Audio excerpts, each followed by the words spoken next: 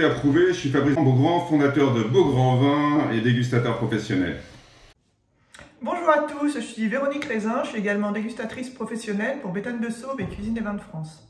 Bonjour à tous, je suis Olivier Borneuf, également dégustateur professionnel pour Béthane des Sauve entre autres et d'autres entités également.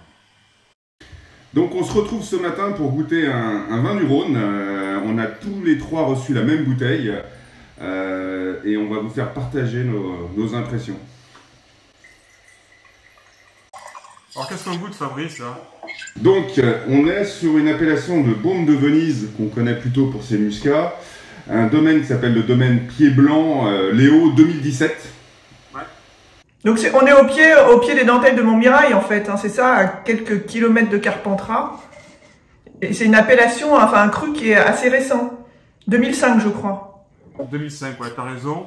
C'est pas grand, hein, 600 hectares et des poussières, 660 je crois.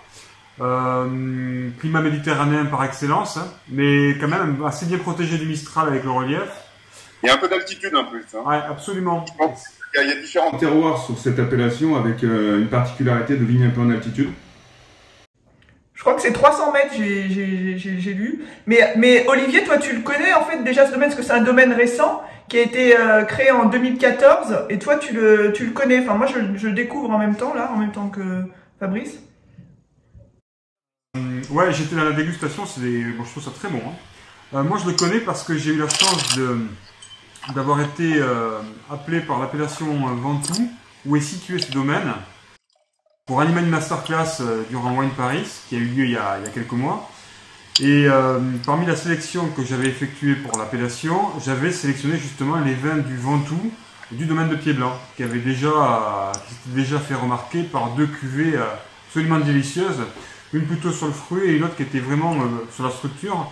Et ça m'avait marqué, j'avais trouvé ce domaine très intéressant. Effectivement, c'est quand même à souligner parce que c'est un domaine qui a que quelques années. Hein. Et je trouve que le vin a évolué, là, les 10 minutes d'aération, c'est... Moi, ce que j'aime bien en fait là dans ce vin, c'est que on est au sud, on est vraiment ce que tu disais sur un climat méditerranéen, mais on n'a pas cette impression de chaleur, d'excès en fait.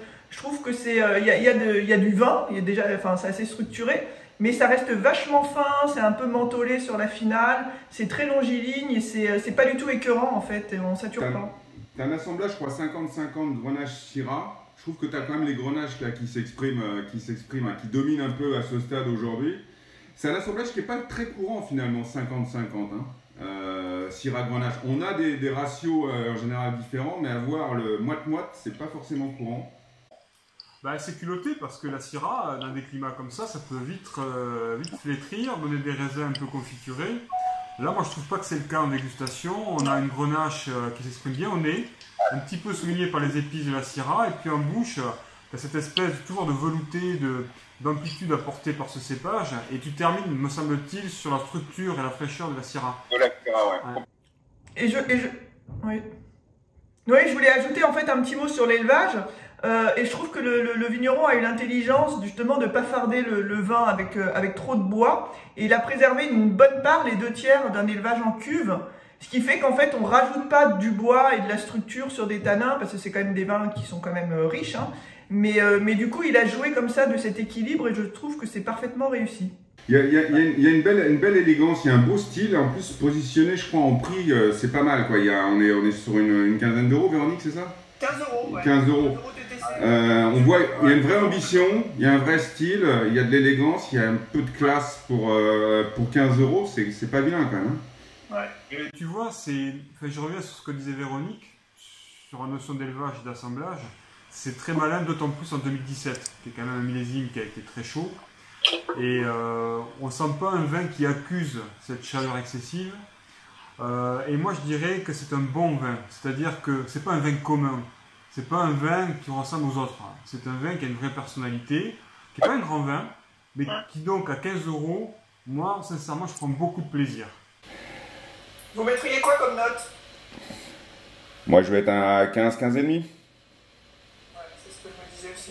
Ah ben ça me rassure parce que comme je suis toujours le plus méchant, moi je mets 14 et demi. Ouais, ben, on le sait, hein, maintenant on est habitué.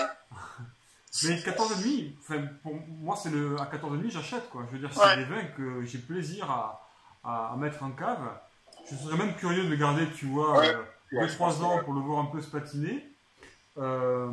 Et puis en plus, cerise sur le gâteau, parce que j'y suis pas insensible, l'étiquette est plutôt sympa, quoi. C'est ça, oui, j'allais dire, même, puis la bouteille, c'est assez chouette, quoi. C'est pas type.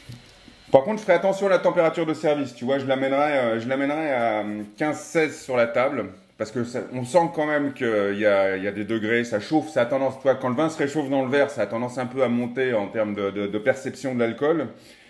Et je lui mettrai une petite demi-heure de carafe peut-être. Je l'ouvrirai un peu avant, tu as vu, pour qu'il s'ouvre. J'ai trouvé qu'il y avait une belle progression dans le verre en un quart d'heure là. Ouais, mais tu vois, un quart d'heure dans ces verres-là, ça va. Hein. Si t'es pas équipé, effectivement, un coup de carafe, mais si t'as des beaux verres Zalto, ça marche. Ça marche. Il faut attendre le quart d'heure. Bon, bah super, chin-chin, hein. Santé. On va le finir à table. Et du coup, c'est bu et approuvé, non? C'est bu et approuvé, ouais. Totalement. Carrément. Allez, salut tout le monde. Salut, à la prochaine.